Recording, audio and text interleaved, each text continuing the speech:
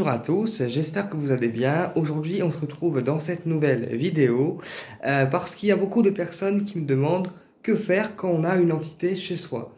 Que faire quand on sent des présences des entités ou même parfois des défunts bienveillants chez soi. Alors, on va commencer par les entités.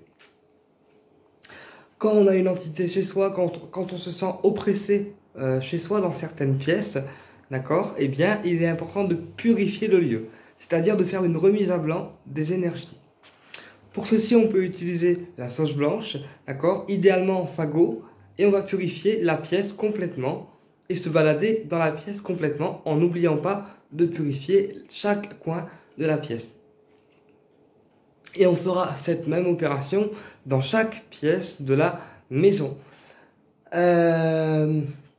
Voilà, donc ça permet la sauge blanche de faire vraiment une remise à blanc et de purifier toutes les pièces de la maison des présences, on va dire, pas très cool, des entités pas très cool, d'accord? Ensuite, au niveau des entités, on peut également purifier notre lieu de vie avec du sang de dragon. Donc le sang de dragon, c'est un encens rouge qui va purifier le bas astral, qui va enlever les démons, qui va enlever les entités, les amérantes, etc.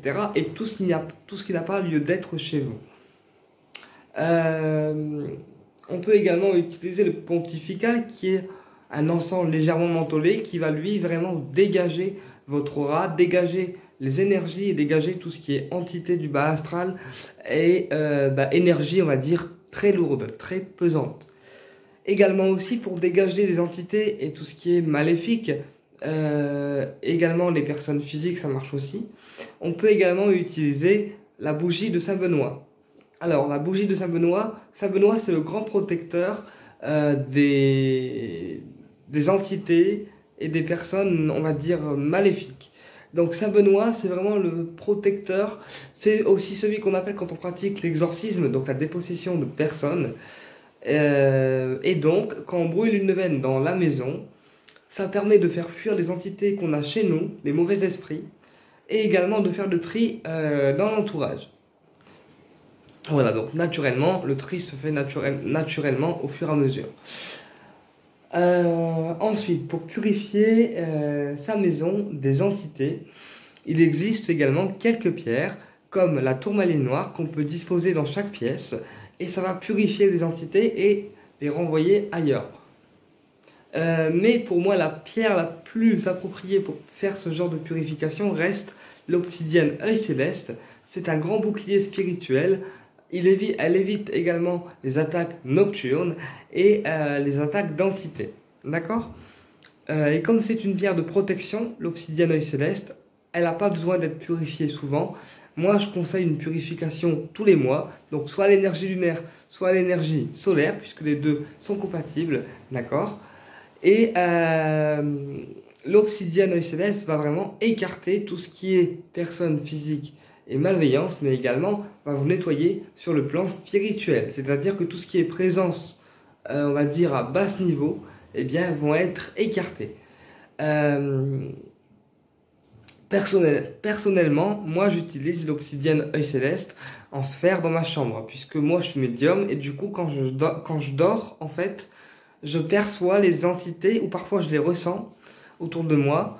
Je ressens leur pic et je ressens leur présence, puisque une entité peut être plus ou moins grande, donc soit c'est une grosse bête qui va être tout noire avec des yeux rouges et des grosses griffes, d'accord? Soit ça va être des petits vers, on appelle ça des larves énergétiques, qui vont venir en fait tout autour de vous, en fait vous piquer. Et là on aura des petits pics dans les doigts, et ça ce sont des larves énergétiques. Donc voilà, c'est ce qu'on appelle des larves énergétiques, puisque nous, comme on est médium, on perçoit en fait tout ce qui est dans l'astral.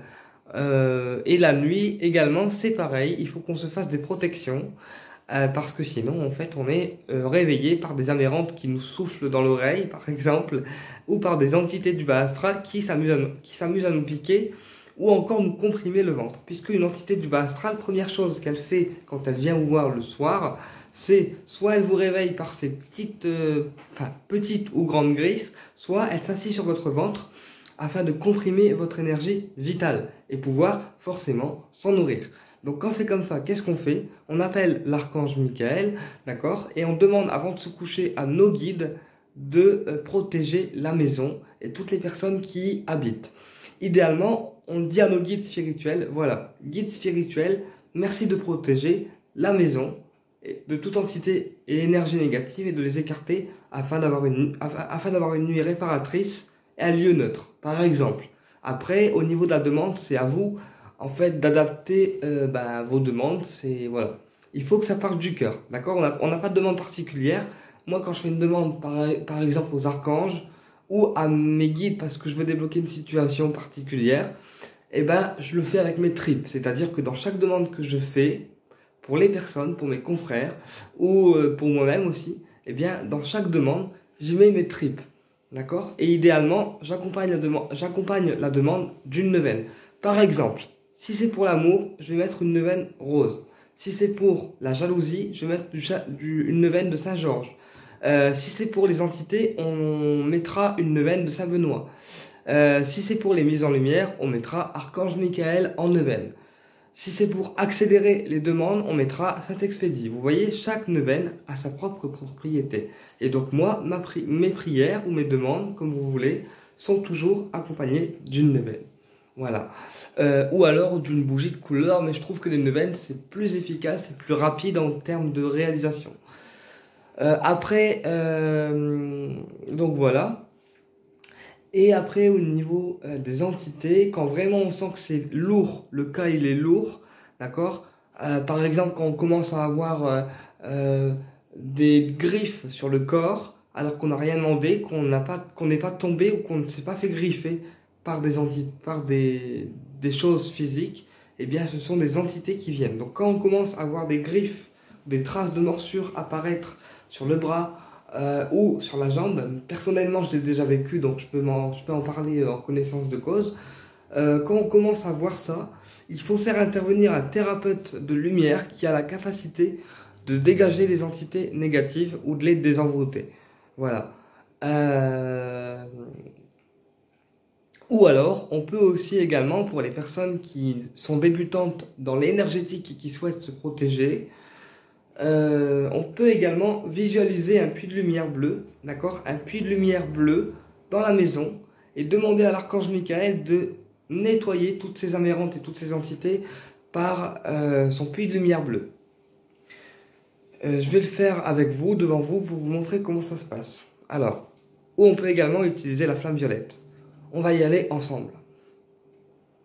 Donc la flamme violette, c'est un feu de purification qui va purifier en fait toutes les énergies, donc de l'habitation, de vous-même, des entités, etc.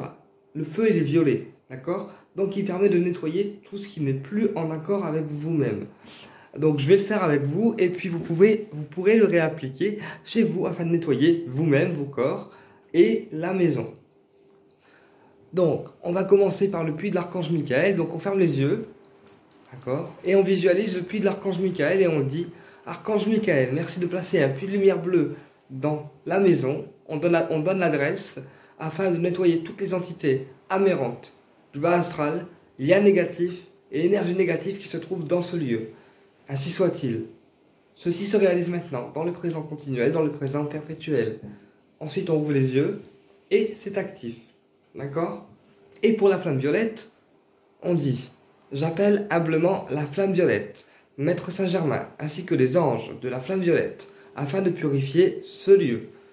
Et je demande humblement à la flamme violette, Maître Saint-Germain, ainsi que les anges de la flamme violette, de bien vouloir rester en action jusqu'à ce que l'intégralité de toutes les énergies densifiées, forces et émanations concernées par ma demande retrouvent leur parfaite pureté originelle.